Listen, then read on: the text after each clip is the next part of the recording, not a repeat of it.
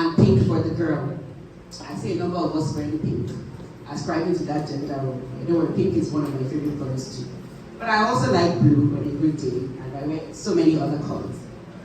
Okay, but does it mean that boys, or let me start with girls, does it mean that a girl cannot wear, if you went with a present for a newborn baby and you took a green, a green onesie, would it mean that you have decided that that baby is not a girl anymore, it's not a boy?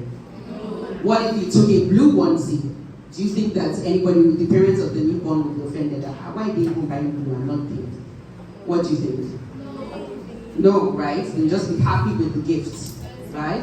And when that baby is born, that baby girl is born, is she born with something that labels her, you must always wear pink? No. Exactly. So now, I think that girls can generally, maybe I'm making an assumption, but sometimes maybe girls generally can get away with colors, right? But let's talk about boys. Can boys, do boys wear pink? Is it okay for boys to wear pink? If you saw a nice young man chap dressed and wearing a pink shirt, what would you think? Okay or no? Yeah, sorry, I can't hear your comments. What would you think?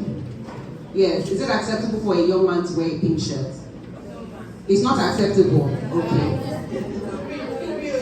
Does anybody think it's fine? Yes. Okay, let's see by a show of hands. A young man wearing a pink shirt, it's totally fine. Hands up.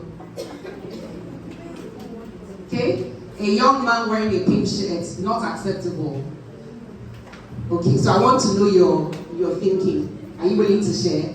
Why do you think it's not acceptable? And you too, that it is acceptable or not? It's acceptable, okay. So, yeah, why do you think so? Because pink is a bright color that always attracts attention. So why would a man or a boy need that? Okay. It's not necessary. Okay. Thank you. Every no response is unacceptable. This is my gentleman here who is carrying the camera. He's wearing red. Red and pink are literally just one shade apart. If you mix pink and one of the other primary colors, probably blue, you will probably get red, right? So if this gentleman is wearing red, do you think that there's a big difference between this red shirt and if he was wearing a pink shirt? Why? But is the red not shouting? Is it not noticeable? It's not. Okay. Please give her the mic. Okay. Let's compare this shirt to that pink cardigan. Yes. Even you're wearing a pink dress, God said. So there are different shades of pink. This is not pink, but this is wine. Is that wine? It looks pink to me. It looks like fuchsia. Okay, no. Anyway, okay, please land your point. It's fine. I would have said this is wine, and what you're wearing is fuchsia pink because her scarf is not far from what you're wearing, isn't it? Okay. But carry on with your point. So let's compare the two. That girl now, if you see her, it's okay because she's a girl. Assuming a boy now, even if the boy is my friend, I'll tell him it's not okay. Everywhere, this kind of cardigan, shanty cardigan. Okay, so, and incidentally, do you realize that actually there are some schools, and their school uniform is actually pink? I know many schools, boys' schools, who wear pink shirts and wine pants as their color. I don't even remember the school, but does that come to your mind? Yes? Right? So, it means that if a school and institution has decided to put a group of boys, right, and that's the code for the school, then surely you might need to revise your thinking. And there's absolutely nothing wrong with a guy being loud and wanting to show his presence, and if pink is his color of choice because he wants to be seen and noticed and he wants to stand out as unique and different.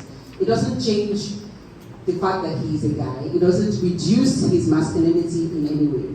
Neither does if I decide that I want to wear blue, and I want to wear trousers, and I want to wear blue shirts and blue pants, that suddenly reduces me from being feminine. So, and that is a very interesting topic or rather that's a very interesting conversation. So my dear, what's your name? The person who's been speaking. Sorry? Please, can you give us the mic? Well, I can't hear you. Shukro. Shukro. Okay, so Shukro. Your answers are not right, and please let's even give her a round of applause for being brave enough to be the almost dissenting voice and the spokesperson, right? So, Shukra, I want you to think about why, you can sit down, why majority of the class thought differently, right? Because in discussing leadership, this is actually a very key point, right? The ability to be able to hold your own opinion, but be able to understand and be willing to be open-minded enough to understand why others may have a different opinion from you.